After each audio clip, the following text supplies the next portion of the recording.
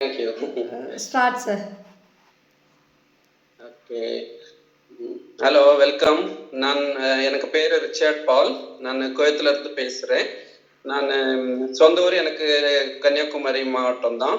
நான் இந்த D ஆர்கானிக்கா garden பற்றி சோஷியல் மீடியாவில் தான் அறிஞ்சிட்டு எனக்கு மைக்ரோ கிரீன் மேலே ரொம்ப இன்ட்ரெஸ்ட் இருந்ததுனால நான் இந்த ட்ரைனிங்கில் கலந்துக்கட்டணும் அப்படின்னு சொல்லி ரெஜிஸ்டர் பண்ணி மேடம் ஜெயஸ்ரீ கிருஷ்ணன் அவங்க மூலமாக இந்த டி ஆர்கானிக்கா கார்டன் அதில் அட்வான்ஸ் மாஸ்டரி அந்த மைக்ரோ கிரீன் ட்ரைனிங்கில் இந்த பிஸ்னஸ் கிளாஸில் நான் அட்டன் பண்ணேன். இந்த 3 கிளாஸும் பிரயோஜனமாக இருந்தது.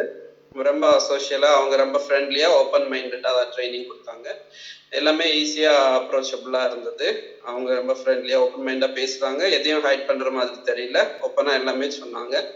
எல்லாருக்குமே பிரயோஜனம் உள்ள ஒரு கோர்ஸு. நம்ம ஒரு ஜெனரல் அவேர்னஸ் எல்லாருக்குமே இந்த மைக்ரோ கிரீன்ஸ் பற்றி உண்டாக்கணும் அப்படின்னு சொல்லக்கூடிய ஒரு ஒப்பீனியன் எனக்கு வந்திருக்கு. ஸோ இந்த கோர்ஸ் பிரயோஜனமான ஒரு கோர்ஸ் தான். அதனால இந்த மைக்ரோ கிரீன்ஸில் இன்ட்ரெஸ்ட் உள்ளவங்க இந்த கண்டிப்பாக முறைப்படி அதை படித்து அதை செயல்படணும் அப்படின்னு சொல்லக்கூடிய பாயிண்ட்டை நான் எக்ஸ்ட்ரா அறிஞ்சிக்கிட்டேன். ஏன்னா நிறைய டூப்ளிகேட்ஸ் அந்த மாதிரிலாம் இருக்கக்கூடிய ஒரு சூழ்நிலையில் இந்த மைக்ரோ கிரீன்ஸ் ஸ்பெஷலி சீடு பற்றி உள்ள டவுட்ஸ் எனக்கு ரொம்ப கிளியர் ஆச்சு. இந்த மைக்ரோ கிரீன் சீடுக்கும் இந்த நார்மல் சீடுக்கும் உள்ள டிஃப்ரென்ஸ் இந்த அவேர்னஸ் யாருக்குமே இன்னும் வரல. அந்த அவேர்னஸை உண்டாக்குற பொறுப்பு நம்ம ஒவ்வொருத்தருக்கும் இருக்குது.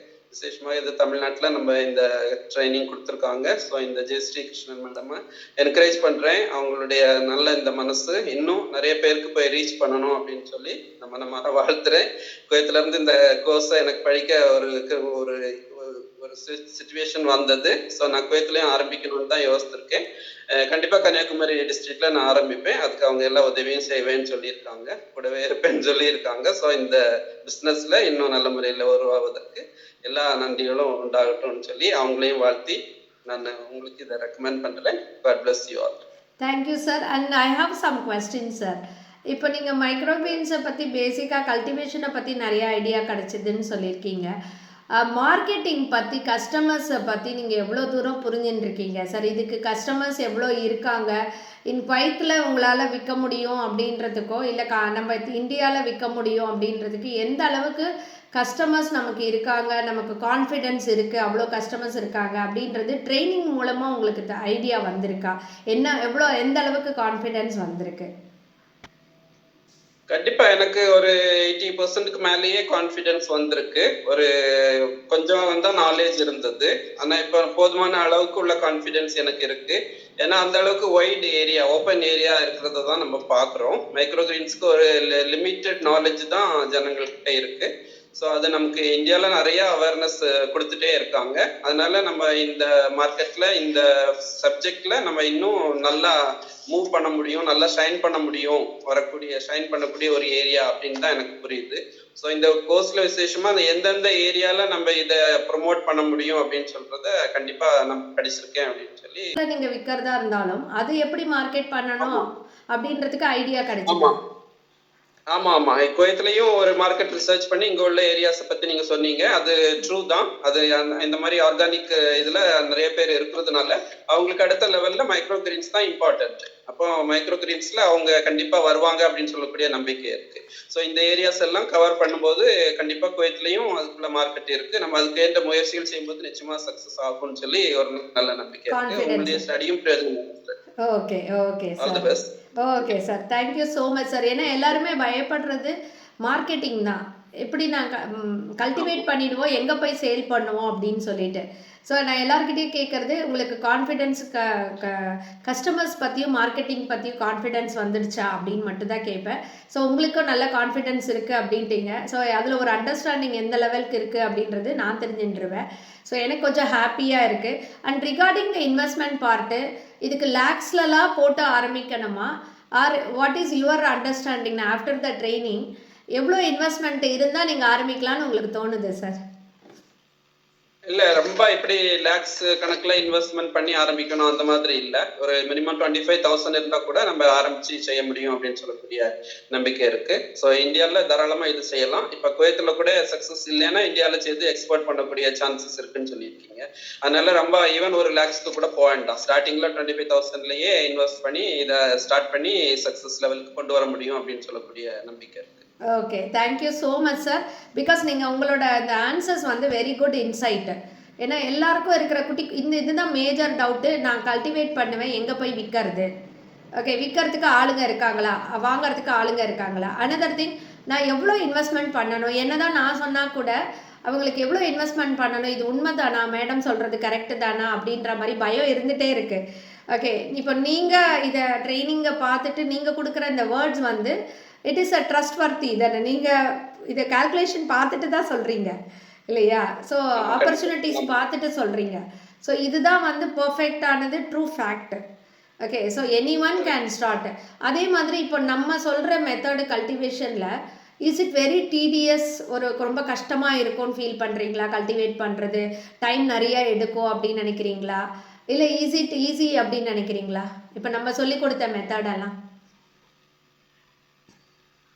இல்ல இப்ப இங்க சொல்லி கொடுத்த மெத்தட் வந்து அது ப்ராப்பர் மெத்தட். நம்ம அதனால வந்து கொஞ்சம் கஷ்டப்பட்டாலும் அது ஹார்ட் ஒர்க் பண்ணணும் நிச்சயமா. ஆனா அவ்வளவு கஷ்டமான ஒர்க் இல்ல.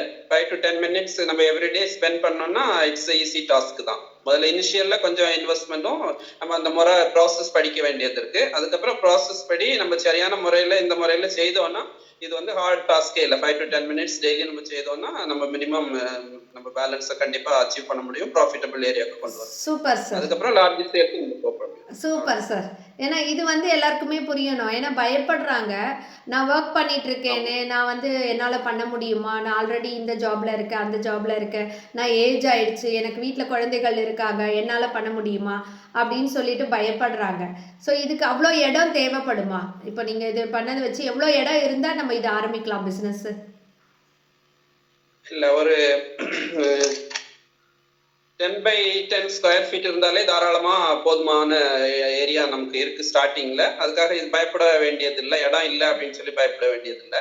ஸோ அவுட்டோரை விட இன்டோர் ரெக்கமெண்டபிளா இருக்கும் அப்படின்னு தோணுது. ஸோ இன்டோர் ட்ரை பண்ணோம்னா நிச்சயமா நமக்கு வேற எந்த அவுட் சைட் ரிஸ்க்கும் இருக்காது.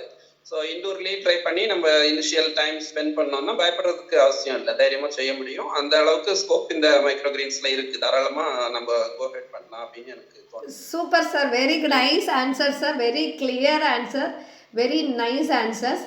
எனக்கு உங்கள் ஆன்சர்ஸ் கேட்குறது வந்து எனக்கு வந்து ரொம்ப ஹாப்பியாக இருக்கும். இது வந்து பார்க்குற வியூவர்ஸ்க்கும் வந்து ஒரு கிளாரிட்டி கிடைக்கும். ஓகே, இந்த சப்ஜெக்டை பற்றி. அண்ட் ஒன் மோர் திங் என்னென்னா, எனக்கு ரொம்ப ஹாப்பி ட்ரைனிங்கை வந்து ஸ்டூடெண்ட் எவ்வளோ தூரம் அண்டர்ஸ்டாண்ட் பண்ணிட்டு இருக்காங்க அப்படின்றது இந்த நான் கேட்குறத வச்சு தான் புரிஞ்சுப்பேன். ஓகே, அவங்களுக்கு எல்லாம் புரிஞ்சிடுச்சா, இல்லை ஏதாவது புரியாமல் இருக்காங்களா அப்படின்றதுக்காக. இப்போ நீங்கள் ஆன்சர் பண்ணதுலேயே தெரியுது, நீங்கள் 100% கிளாஸில் கான்சென்ட்ரேட் பண்ணி ஒரு ஒபீடியன்ட் ஸ்டூடெண்ட்டாக எல்லாம் கற்றுட்டுருக்கீங்க. எனக்கு ஐ எம் ஸோ ஹாப்பி. ஏன்னா எல்லாமே கரெக்டாக புரிஞ்சிட்ருக்கீங்க. ஓகே, ஃபஸ்ட் பெஞ்ச் ஸ்டூடெண்ட் மாதிரி நீங்கள் வந்து எல்லாத்தையும் பக்காவாக நோட்ஸ் எடுத்து நீட்டாக புரிஞ்சுட்டு இருக்கீங்க. நீங்கள் ஆரம்பிச்சிங்கன்னா சக்ஸஸ் வந்து ரொம்ப ஈஸி சார். ரொம்ப ஈஸியாக நீங்கள் வந்துடுவீங்க. ஏன்னா 100% உங்களுக்கு புரிஞ்சு தான் படிச்சுட்டு தான் இப்போ ஆரம்பிக்க போகிறீங்க. அண்ட் கிளாரிட்டி இருக்கிற போது no need to worry. So டெஃபினட்டாக you will get my best wishes to you. So சீக்கிரமே உங்களை வந்து ஒரு சிஇஓவாக பார்க்கணுன்னு ஆசையாக இருக்குது எனக்கு. நீங்களும் ஒரு கம்பெனி சிஇஓவாக, பால் சாரை வந்து கம்பெனி சிஇஓவாக பார்க்கணும்.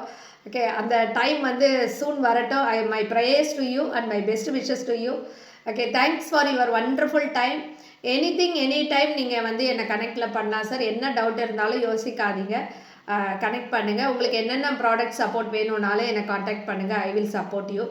So I am there to support you. So பயப்பட வேண்டாம், தைரியமாக ஸ்டார்ட் பண்ணுங்கள். கீப் ராக்கிங், அவ்வளோதான். All the best. Thank you so much, sir. Thanks for your time. Thank you so much. God bless you. Okay, thank you.